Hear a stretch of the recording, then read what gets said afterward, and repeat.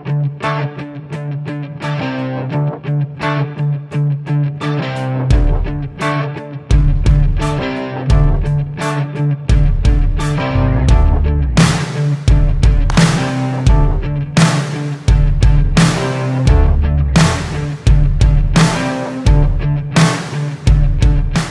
everyone and welcome to The Build Show.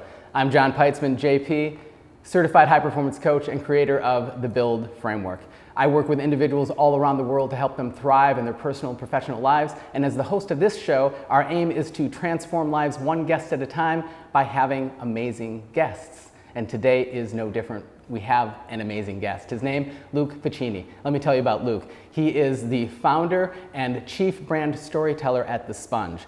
Luke was born and raised right here in Sydney, Australia, and currently lives in Brisbane. He started his own company directly out of college and was able to experience firsthand the impact that purpose and values have in business and that connection to brand story. He has helped literally thousands of people find their brand and place it on the map.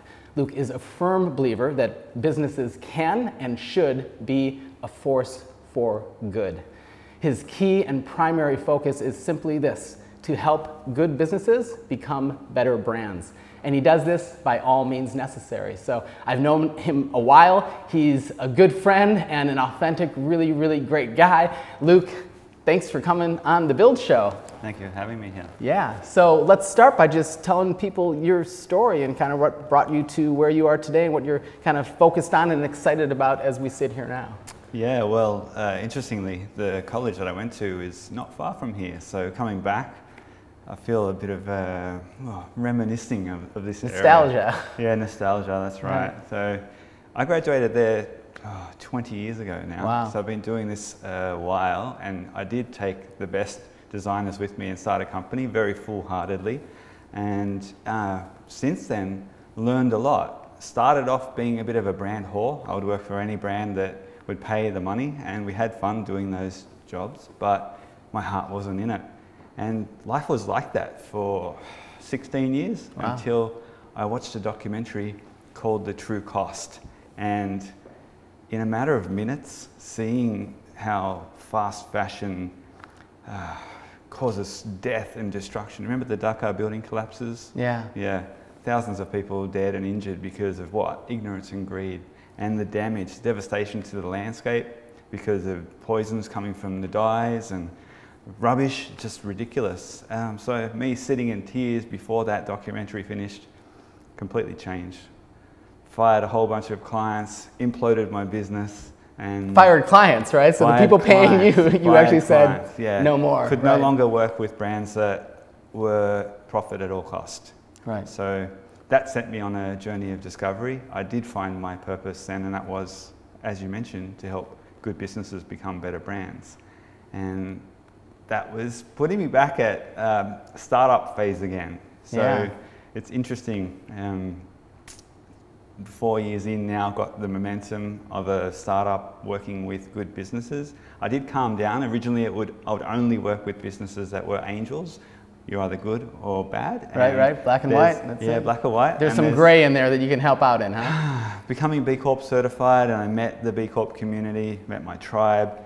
I realized that it is a spectrum, and my role is not just to aim at the angels, but to help people move along the spectrum, as long as there's intent. So we get to work with some really cool people doing amazing things. And you mentioned it before, I do believe that business has a duty to do something good in the world, as well as provide an awesome product or service. Right. Awesome's no longer enough. You need to have a positive change that you're working on, a cause, because the market demands it now. If there's an option, they'll take it. And that's what I do. I help people find the cause, the purpose that they're aligned with, and tell it authentically through their brand story. Fantastic. Now, you mentioned something that our listeners might need a little clarification on, which is B Corp certification. Can you just tell them briefly what that is? Yeah, so I'm in marketing, and I don't believe marketing. Because you can say... Because you know. Yeah, I know. It's marketing. With the right money behind a campaign, you can say whatever you want. You can allude that you're a conscious business, that you are ethical, sustainable, inclusive, all of those good things, but it's only you saying it. B Corp certification is a rigorous third-party certification that comes from a not-for-profit organisation called B Labs, and it's pretty hard to get certified. We're going through recertification now. It's a rigorous process. So when I found that, I actually certified out of spite because I saw Ben and Jerry's there, and I thought, how can you sell sugar, ice cream, and be owned by Unilever and be a conscious business? So I'm glad I took that push by the universe to go through that process. It was to certify to change the certification, but I did meet my tribe and calm down. You do need to get a minimum score of 80 from a possible 200, and it's actually hard to get that 80. It's across all aspects of your business. Gotcha. So it means something once that certification is there. For me, it's a pre-qualifier for awesomeness. Everyone that I've met that is a B Corp stuck through that certification. Amazing people doing amazing things. Great. Yeah. Well, as you know, we kind of use the BUILD framework to have a discussion here. And for those of you who are still wondering what BUILD is all about, BUILD is, of course, an acronym that stands for Build Relationships, Understand the Business, Implement Strategies, Lead and Inspire, and Deliver Excellence. And what I find so interesting when I talk to guests is that they all have, even though BUILD is the same, their own journey that BUILD took them on, right? So if we look at the B first, build relationships, right? If you think about one of the most essential or important relationships in your journey, what would that be? Yeah, the most profound one for me has been my accountability buddy. Right. Yeah. Say more. Yeah, so I went through a period of coaching, professional coaching, and that coaching degraded a little bit to, he was being basically an accountability buddy, and I met up with one of his other clients and formed, well, we're getting the same thing, why don't we just be accountability buddies for each other? And that relationship, I tune in with him weekly and set goals for the week ahead, and he holds me accountable. He's become a really And you hold him accountable. Yeah, exactly. So we know that at 2 o'clock on Wednesday, we're on Zoom talking about the goals we have and have not done, or what we need to do in that time frame to get it done. So it's such a powerful thing. So that's as a one-on-one level. I want to talk about a bigger level, because having to reinvent myself as somebody that cares, because I do, relationships is being key. It's 101 for building business. For me, that was building community. So think about a bigger relationship, a relationship with the ecosystem. So as a champion for good business, I'm actually building a community of awesome people in, well, from Byron Bay north. So it's called Good North. And there's actually a name, right? There is, yeah. Good It's Good North, because good is the true north. And that is to bring conscious people together, no matter what role they're in at the moment, or if they are, to support them and inspire them, and really to connect and collaborate. So you're talking about relationships. The purpose of Good North is profound connections so that we can collaborate. So yeah, I love that. So now let's talk about understanding the business, right? Because there's a lot of understandings you have, obviously, that probably came from those relationships as well. But if there's one thing about understanding the business that you want to share with the listeners and people watching today, what would that be? You need to understand what the market wants. Most businesses that I speak to, I'm in branding, I help people define their story. One of the key steps, apart from understanding understanding the relationship, who you're serving, is what do they need, and helping them co-design what it is. Like you can develop a product, but if it doesn't work for what your customers want or your market wants, you've got nothing worth anything. So what's the value? So understanding the value for your clients and shaping the products for that. So that's fundamental, especially if you're bucking the trends and developing something that is more niche. You've got to understand what the niche market needs there. Do you find that people try to go after what they think the market needs rather than actually listening to what the market wants? Yeah, and that's goes in line with the curse of knowledge. It's what we assume the market knows because it's what we know, and the reality is they don't know it. So the best thing you can do is speak to the market, ask them, and then listen. Yes, that's the key, right? Yeah, exactly. Yeah. Which leads us right into implement strategies in a way. So again, a lot of strategies you've done over the years. What leaps out in that category of implementing strategies that you think is important to share here today? Yeah, The biggest one is give value without a hook. Oh, Yeah. right. I know I always say write that down. Write that down. Give value without a hook. Yeah. So say more. I mean, it's pretty self-explanatory, but that is truly just putting it out there, not expecting anything. Yeah, exactly. I'm a big advocate, a believer in karma, right? And the way that karma works is that you give because you want somebody to have success. And it's that handover of giving, like that willingness, that intention that's to give authentic, it to you. right? Yeah, give it and just know that the universe, God, whatever you want to call the quantum field, is going to return to you because you've given it, not because you've given it with a string attached. Right. So just give. Yeah. And celebrate that. Feel grateful in it, and it'll come back to you. So an example of that is your content. For me, shoot a video, give the valuable content that people would pay for. Just give it out to them with the intent that they're going to use it. Most people won't use it because they need help implementing it. And those are the people that will come to you because you've built that trust, you've built that gratitude in them because you're sharing. Right. Not giving them a teaser and then trying to lure them in and then give them something that's valuable. No, right? there's Which a is a lot of people try.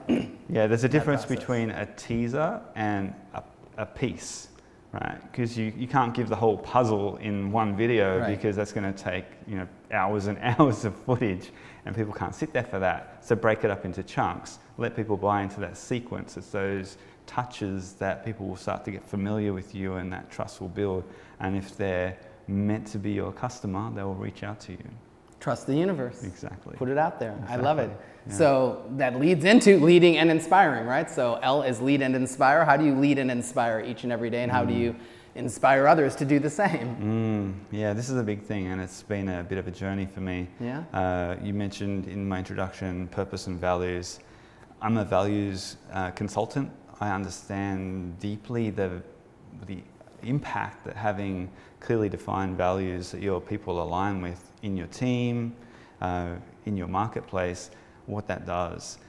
When there is values alignment, there is trust, there is a willingness to put in discretionary creative energy that isn't there usually. If people are looking at a role that they have as a paycheck only, they're watching the clock.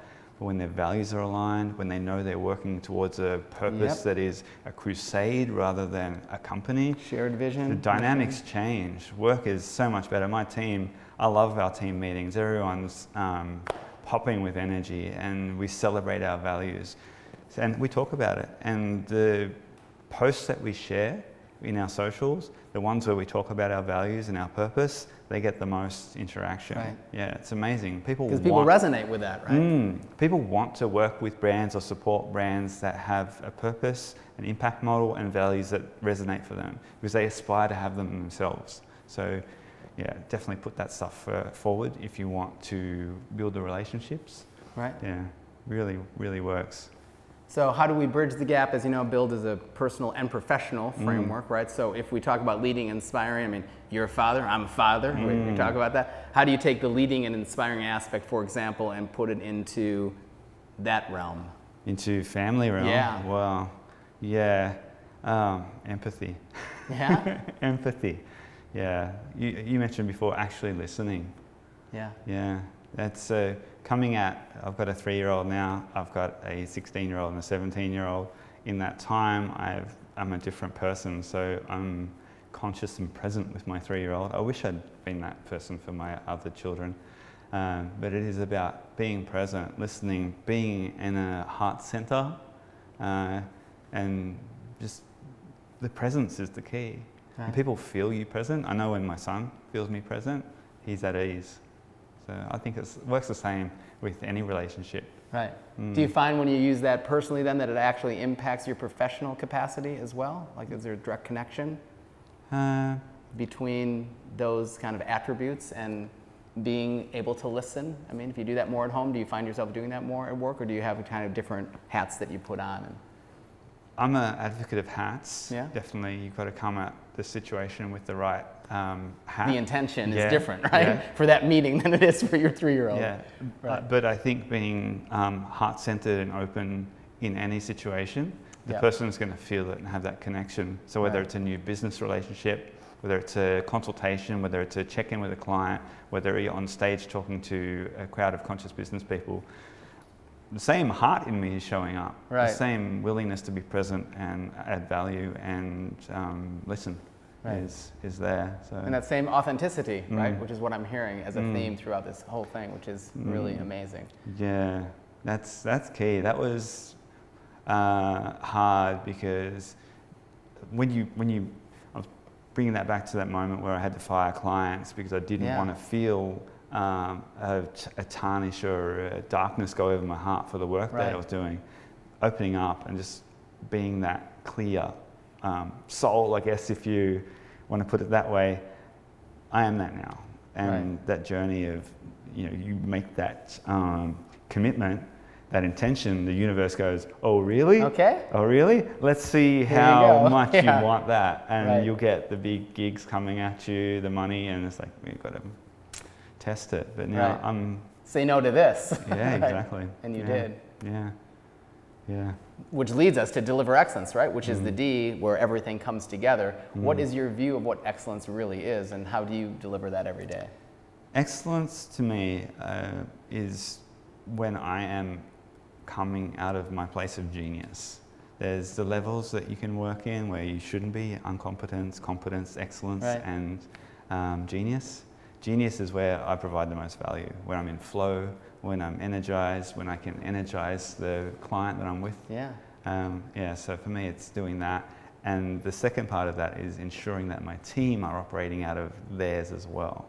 So when everyone is working in flow state, it's magic. So. And what are your tips or tricks to help people, including yourself, get to that flow state? We have a value called big love like family. Where big love like family? Big love like family. That's one of our core values. Gotcha. And the definition is our team and our clients are like family. We have each other's back and work to have success for them. Right.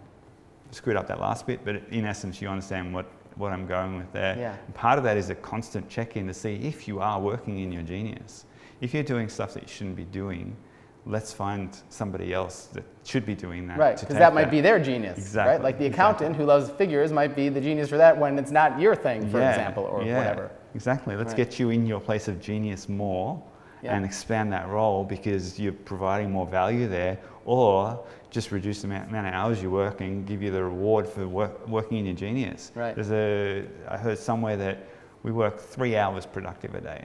Right. I think that's a lot, actually. Yeah. So if those 3 hours can be in your genius, you're providing the most value, and that's success.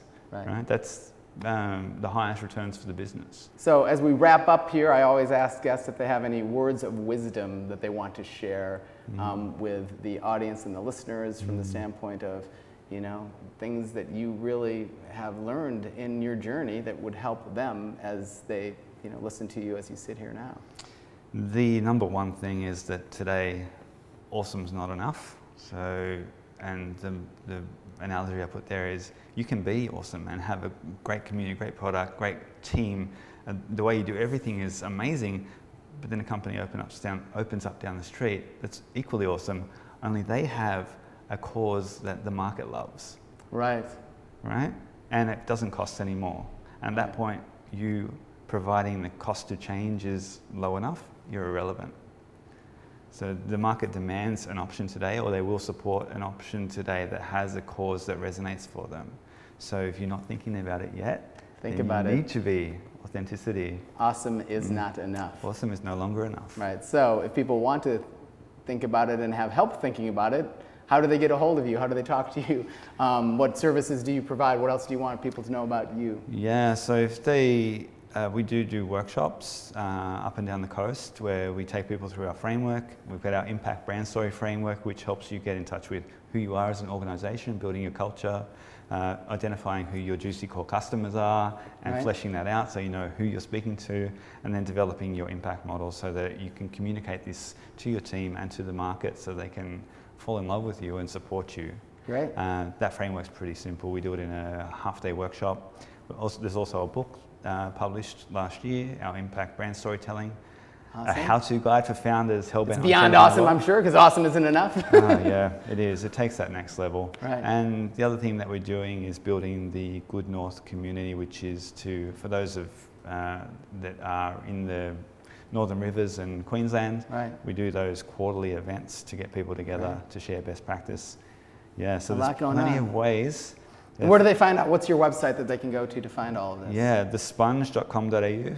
If they're keen, the value is there. You can jump on, watch some videos, or check in for a free consultation. Happy to talk. Cool. Awesome. Happy to talk. There's nothing that pleases me more than talking. Give value with no hook, right? Exactly. Yeah. Just jump on a consultation. Awesome. See what we can give you. And yeah. Well, thank you so much for joining us on The Build Show. My pleasure. Thank all of you for joining as well and for listening. For more great resources to become your best self, including a free sample of the Build Framework online course, make sure to check out thebuildframework.com. That's it for this episode. We'll see you next time on The Build Show.